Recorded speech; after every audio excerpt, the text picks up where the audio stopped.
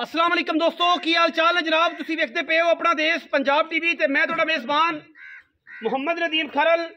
सब तो पहले अपने चैनल को करना है सबसक्राइब ते बैल आइकन ते क्लिक करना है एक अच्छी ते बेहतरीन वीडियो का नोटिफिकेशन हमेशा की तरह वीरां भरावां ते सज्जणां नूं मिलदा रहे।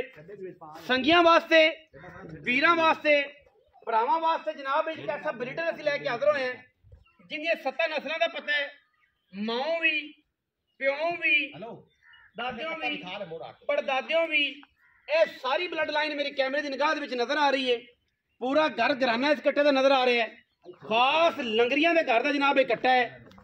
फिर वीरां दे सामने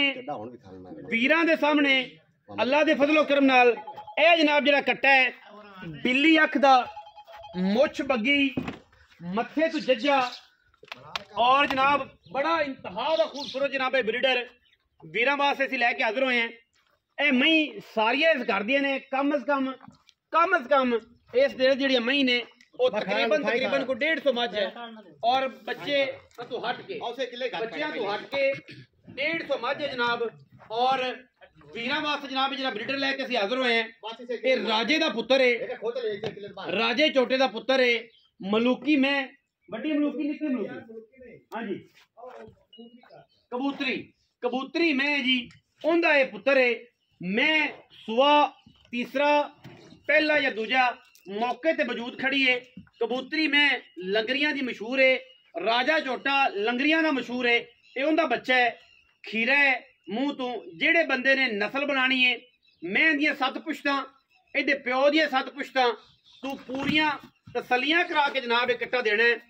कोई वीर भरा पाकिस्तान का चैलेंज है, अगर ये कट्टा खरीदया हुआ साबित हो जाए, कट्टा मंडी का साबित हो जाए, कट्टा इत्थे वंडांगे जनाब छुरी फेर के अल्लाह की राह ते ना जनाब चैलेंज भी है जेड़ा बंदा मर्जी रख ले।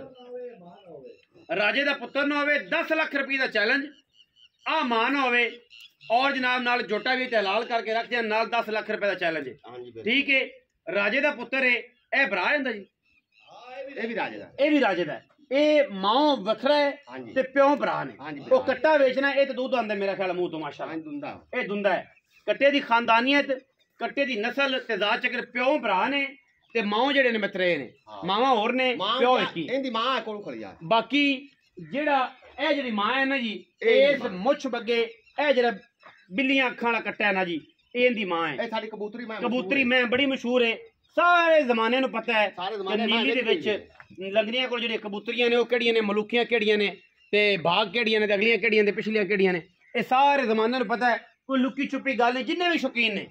ठीक है जी, ये मियां सरफराज लंगरिया है जी, पंजाबी च जेड़ा इलाके च मशहूर है शप्पू लंगरिया, हर बंदे नूं पता है।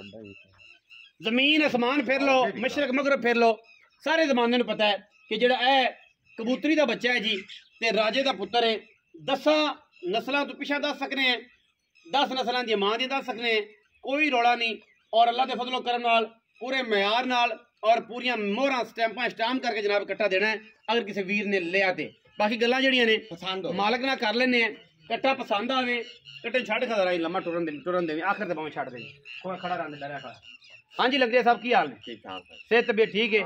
ये मियां सरफराज लंगरिया दा जनाब कट्टा है तुहाडे मामू ने? हां जी मामू। अच्छा, ये हुण कोई पैसे पूसे भी नहीं कोई मोल चोलंदा नहीं, मोल नहीं पसंद आवे ना। हां जी ओ फोन ते पूछो। हां जी फोन ते पूछो। खीरा है मुंह तो, उम्र ये ते कहंदी 16 तो 17 महीने। ठीक है जी, मां मौके ते मौजूद है, प्यो दा सारे जान नूं पता है। 14 महीनों जो मालक आंदा पे पिछों 11 दिन घट ने, 14 महीनों च भी 11 दिन घट ने। साइयां ने पूरी डिटेल लिखी हुई है, एक जर्रा। प्यो राजा, मां कबूतरी, लंगरिया ब्लड लाइन साबित ना होवे चैलेंज 10 लाख और झोटे नु इत्थे अल्लाह दी राह ते, अल्लाह दी राह ते माजरत कोई बंदा साबित कर देवे, कोई बंदा साबित कर देवे। लहंदे पंजाब तो लैके चढ़दे पंजाब तक दोनों पासे सतलुज बार दा पूरा एरिया फिर लेना। बाकी बलो बल अंत कोई नहीं, बड़े बड़े लोग फिरदे ने, बड़े प्यार वाले जी फिरदे ने। लेकिन गल ये है कि जेडे हंसां दा पता ना जी ते हीरियां दा पता सुनहरियां नूं ते जोसियां नूं ते सारे चीज़ां दा पता हुंदा है। वरना ये है कि हर बंदा आंदा मेरा चंगा है, हर बंदा आंदा बहुत चंगा है। मां मौके ते मौजूद खड़ी है, मां दुध करदी है 16 kilo 17 kilo 15 kilo 16 kilo 17 kilo दोवां टाइमां ते। ਪੱਠਿਆਂ ਤੇ ਇਹ ਜੀਆਂ ਮੈਂ ਆ ਮਲੂਕੀ ਨੀਲੇ ਦੇ ਵਿੱਚ ਇਹ ਮਲੂਕੀਆਂ ਨੇ ਜੀ। ਇਹ ਮਲੂਕੀ ਮੈਂ ਇਹਨਾਂ ਦੀ ਦੂਜਾ ਸੂਆ ਜਨਾਬ ਇਹ ਸੋਈ ਏ ਮਾਸ਼ਾਅੱਲਾ, ਪਿੱਛੇ ਦੇ ਕੱਟੀ ਹੈ ਗਲਬਨ, ਔਰ ਜਨਾਬ ਮੈਂ ਇਹ ਵੀ ਸੋਈ ਹੋਈ ਹੈ। ਇਹ ਲਹਿੰਦੇ ਪੰਜਾਬ ਦੇ ਵਿੱਚ ਅੱਲਾ ਦੇ ਫਜ਼ਲ ਨਾਲ ਇਹ ਜਨਾਬ ਇਹ ਜਿਹੇ ਹੀਰੇ ਅੱਲਾ ਪਾਕ ਨੇ ਪੈਦਾ ਕੀਤੇ ਨੇ, ਔਰ ਨੀਲੀ ਦੇ ਗੱਲਾਂ ਬਾਤਾਂ ਵਾਲੇ ਨਹੀਂ, ਨੀਲੀ ਦੇ। ਬਾਕੀ ਲੈਣੇ ਦੇਣੇ ਤੇ ਫਿਰ ਮੁਕੱਦਰ ਨੇ ना जी। ਇਹ ਜਿਹੜੀ ਚੀਜ਼ ਹੈ ਤੁਸੀਂ ਤਸੱਲੀ ਨਾਲ ਵੇਖਣੀ है, और ਤੁਹਾਨੂੰ ਵਿਖਾਣੀ है। वीडियो अच्छी लगे वीडियो ਨੂੰ लाइक करना है, शेयर करना है, कमेंट करना है, और अपनी राय नाल सानू जरूर आगाह करना है। पाकिस्तान जिंदाबाद, पाक आर्मी हमेशा जिंदाबाद।